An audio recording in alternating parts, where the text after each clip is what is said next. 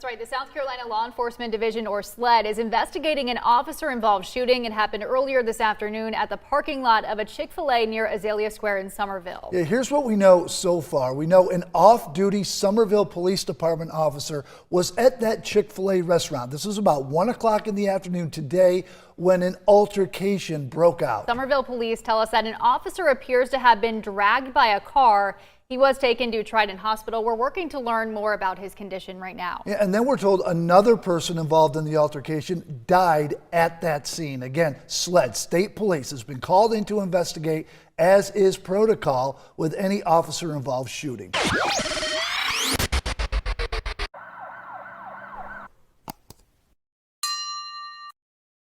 What's up, you guys? Welcome back to Southern Draw Law. My name is James White, criminal defense attorney, former prosecutor, and former police officer. A Summerville, South Carolina police officer has been charged with murder following an altercation he had in March outside of Chick Fil A in Summerville. According to a press release by Sled, which stands for South Carolina Law Enforcement Division, former Summerville police officer Anthony DeLustro, 64, shot and killed a 39-year-old man named Michael O'Neill after the two got into an altercation outside of Chick Fil A in Summerville, South Carolina. According to witnesses, DeLustro was described as the primary aggressor. Now, we do have a source video released by ABC News 15 from South Carolina, which shows a partial altercation filmed by a bystander's cell phone and shows the moments leading up to the shooting. I have made no edits of the video, but I'll link the ABC News 15 channel in the description so you can head over and show them support for sharing the video. Let's take a look, and then we'll come back and talk about the relevant law.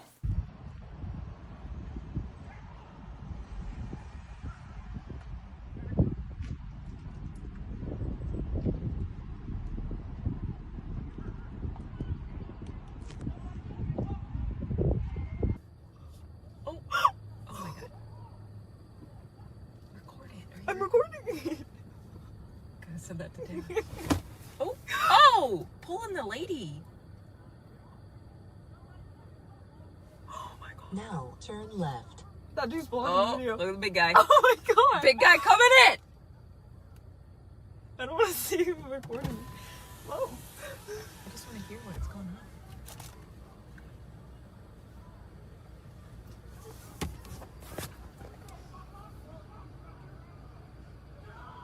Dude. Look at this thing. Oh!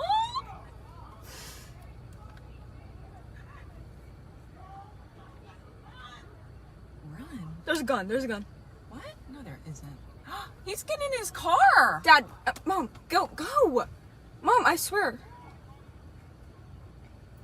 I can't go anywhere. I wanted to park right here. He's got a gun, Mom. Mom! Okay. He's got a gun. Back up. Get out of here. Oh my god, I don't know how to get out of here. Mom, just go I anywhere. don't know how to get out. Okay, I'm gonna go the other way. There he goes. Oh my god, he's in the car! Oh my god! Oh my god, he just ran over him! Oh my god. Okay, so there is a lot going on here. First, why did I choose this video? Well, for one, it presents a good opportunity to talk about stand your ground type self-defense law, how they operate, and what self-defense looks like. Second, I believe it's another example of someone attempting to justify criminality by using a badge and the power of the state to do it. So first and foremost, what are the facts here? So according to the press release by Sled, DeLustro and O'Neill got into, again, an altercation outside of the Chick Fil A. There were punches and kicks exchanged. DeLustro was observed telling the victim to come on and calling him an effing homosexual slur. It's hard to see much from the video because if you listen to the commentary of the people filming, it's obvious they didn't really understand what they were seeing or how serious it was becoming. And so their tenor about the moment changed as they began to watch it unfold. But from all accounts, both DeLustro and O'Neill get separated, and the victim, Michael O'Neill, decided he wanted to leave the altercation, which apparently he was attempting to do anyway, and he goes to his vehicle. Now, at some point during this incident, DeLustro's pistol apparently fell out of the holster and it ended up on the ground, and there are actually some people alluding to that in the video. But shortly after that point, someone is apparently restraining DeLustro as O'Neill is leaving, And that person apparently overhears DeLustro tell O'Neill that he's going to shoot him if he attempts to leave. Now, shortly thereafter, DeLustro is able to free himself from the person who was restraining him. He went back to get the pistol from the ground, picked it up, and approached what is now O'Neill's occupied vehicle, which matters under South Carolina law, and I'll explain why. O'Neill is heard by witnesses telling DeLustro to get out of his vehicle. O'Neill is seen attempting to drive away, and DeLustro is hanging partially out of the passenger side door. DeLustro fires a single round and kills O'Neill at the scene. Now, what does the law actually say about the force that's used here? The first thing we need to do is look at common law and the castle doctrine and discuss that so we can understand where all this kind of starts. Under common law, there's a rule called the castle doctrine, and it basically just means that if you're in your castle or your house, you are permitted to use deadly force without a duty to retreat from the threat of force. So it used to be that there was a castle doctrine that was needed to make a separate rule because many states imposed a duty to retreat on a person that was going to use deadly force. So in other words, if you found yourself in a situation on the street or somewhere other than your house and somebody presented a threat of force, you were required and expected to retreat from the threat before you used deadly force. Well, they set out a separate rule called the castle doctrine, and that was just to apply to your home. And it basically just means that a person is legally justified in using deadly force inside their home, and so they made an exception called the castle doctrine to the general rule. Now, a lot of that has to do with the way this country used to view self-defense protections and firearms in the Second Amendment. And as both our view of firearms and their significance in light of our Second Amendment rights have evolved, a lot of things have changed. And most states still have a castle doctrine, but they've beefed it up to provide what's called a legal presumption that the person entering your home or whatever is there to do you harm. But many states, specifically gun-friendly states in the South, have adopted what are referred to as stand your ground laws. And essentially all stand your ground really means is that if you're in a place where you're legally allowed to be and you're not breaking the law and you're presented with a threat of force, you are permitted under the law to meet force with force up to and including deadly force in self-defense without a legal duty to retreat from the threat. Now, stand your ground rules are extremely nuanced and people really have a hard time understanding the complexity of them. But we're going to apply the facts as we know them in this situation to the law to try to highlight how some of this stuff works within the confines of the statute. Now, what a lot of stand your ground states have done is to create a legal presumption I mentioned earlier that deadly force is justified if a person is met with a threat of force in certain places. This used to just apply to the castle under the castle doctrine, but it has been extended in states like Tennessee and other stand your ground states and like South Carolina, as is significant here, to include places like your business and occupied vehicles, which matters in this particular situation. So a legal presumption is basically like a hill that somebody has to climb in order to get to the other side and damage your case legally speaking. So you'll be most familiar with the legal presumption that a person is innocent until proven guilty, which we can talk about being a joke all day long, but that's not the point. The point is the state has the burden of overcoming that hill before the person's legal position can be threatened. Okay, so that's a legal presumption. Now, that doesn't really make too much of a difference in this particular case because, as we'll find out as we go through this, the person who actually had the right to use deadly force in this situation ultimately died. But I do expect that DeLustro in this case is going to make an argument in favor of a self-defense affirmative legal defense.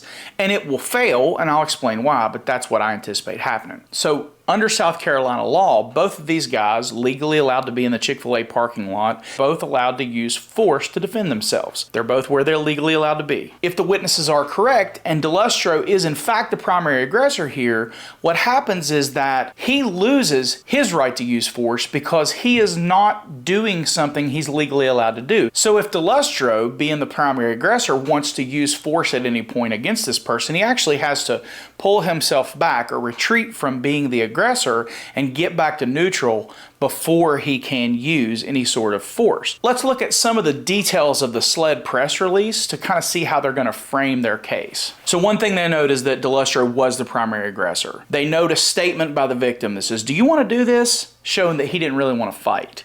DeLustro is said to make the statement, "Come on, you effing gay slur," again showing that he's the one being the aggressor. DeLustro then told the victim he was under arrest, so he's off duty, he pulls out his badge and he tries to place the guy under arrest after he started an altercation with him. Deprivation of rights under color of law? Anyone? DeLustro apparently broke free from the person holding him. He went back and picked up the gun and then approached the car. So let's apply the law to this and you'll be able to see why they're articulating it the way they are. A person who is not engaged in an unlawful activity and who is attacked in another place where he has a right to be, including but not limited to his place of business, has no duty to retreat and has the right to stand his ground and meet force with force, including deadly force, if he reasonably believes it is necessary to prevent death or great bodily injury to himself or another person. Now, this is where it gets weird, okay? Because at the time of the shooting, DeLustro will surely claim that he was attempting to make a lawful arrest of O'Neal. He's going to play the "he was dragging me with his vehicle" card in order to justify the shooting. It's going to happen. That's the only defense he could possibly muster. But remember that the beginning of subsection C of that statute is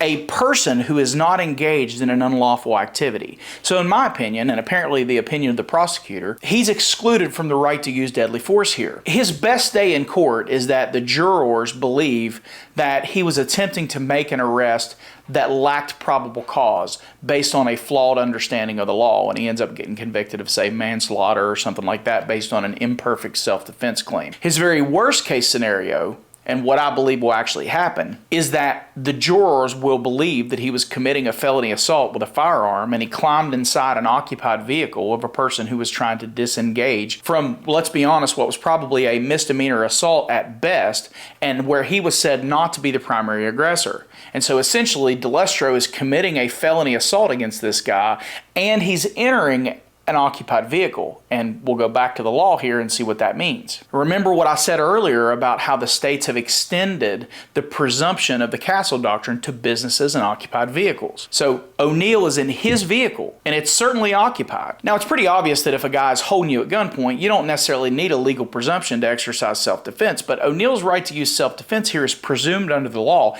even if DeLustro was just climbing with no weapon inside the vehicle to come after him and place him under arrest or whatever. Because again, under subsection A, it says this: a person is presumed to have a reasonable fear of imminent peril or death or great bodily injury to himself when using deadly force that is intended or likely to cause death or great bodily injury to another person, if the person against whom his deadly force is in the process of unlawfully and forcefully entering, or has unlawfully and forcefully entered, as significant here, an occupied vehicle, or if he removes or is attempting to remove another person against his will from the occupied vehicle, and the person who uses deadly force knows or has reason to believe that an unlawful or forcible entry has occurred. Well, it's pretty clear here. He's sitting in his car. This is the reason that Sled has articulated the document the way they have. The victim is saying, get out of the car, meaning that they're highlighting the knowledge of the victim here, because again, that's part of the elements of this in order to establish that he had a right to use self-defense. And so what we're going to hear is that DeLustro had a right to use self-defense, but what actually Sled is doing and what the prosecutor's doing in framing the warrant this way is saying, no, subsection A1 applies here because he's in an occupied vehicle. He has a right to be there. He has a right to presume that the person breaking into the vehicle is doing so to cause him great bodily injury or death.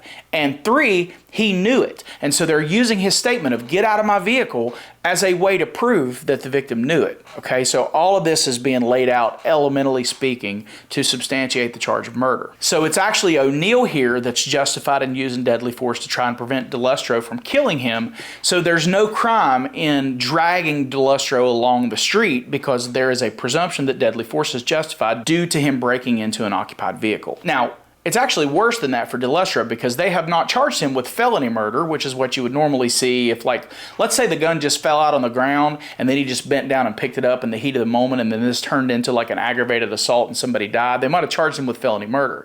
But they've charged him with murder with malice aforethought, which is an archaic way of saying premeditated. And so you might say, well, James, this is like a heat of the moment. How can it be premeditated? This is easily like manslaughter or second-degree murder. But remember what the warrant said. The gun fell to the ground, out of the possession of DeLustro. Remember that you have a statement by DeLustro telling O'Neal that he's going to be shot if he tries to leave. Remember that DeLustro had to physically break free from the restraint of a bystander. Remember that he had to go back and get the gun and pick it up, repossess it, and then go back after O'Neal, who was still trying to leave. All of that is forming the intent to kill. Now, you don't have to intend to murder somebody in order to be guilty of premeditated murder. All you have to do is to premeditate about the act of shooting someone. And you just understand that a person is going to die if you shoot him. So you don't have to intend to kill them. But he has clearly stated that he intends to shoot him, and he clearly knows from 35 years as a police officer that people die when they get shot. So this is premeditated murder here. He did exactly what he said he was going to do, and he shot the guy and killed him for nothing. A disagreement in a Chick Fil A parking lot. So in closing, this is what we have in law enforcement in 2024. This could have easily happened when the guy was on duty, and unfortunately we'd be having a different conversation. You think in 35 years of a law enforcement career that this is the first time this guy's acted like this? He's 64 years old. I wonder now how many people are going to come out of the woodwork with an Anthony DeLustro story that we've never heard about. He wanted the magistrate to feel bad and take mercy on him because of the fact that in 35 years of a law enforcement career he's never had a complaint substantiated. Well, that means absolutely nothing, because we've all seen 1,000 videos on YouTube about how the police are investigating themselves, and while taking the complaint, sitting there trying to justify the actions of the officer that they didn't even witness, just as they're being described by the person complaining. So it doesn't take much to avoid having a substantiated complaint against you in a career. I don't know about you guys. I'm 44 years old. I'm much more mellow at 44 than I was at 34 and 24. So at 64 years old, we're to believe that this guy just happened to lose his temper and make this horrible mistake. We're going to feel bad for him. Get the hell out of here with that BS.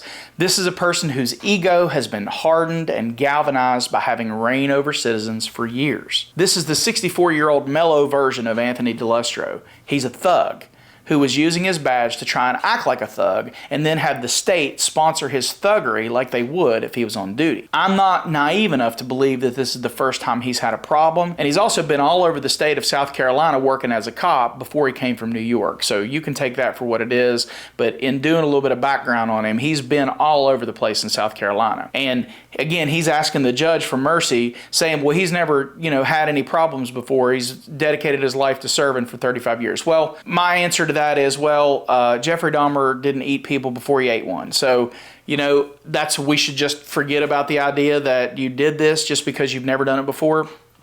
No. Hopefully this guy will die in prison after he's convicted, because I can't see any universe where anyone would find this justifiable.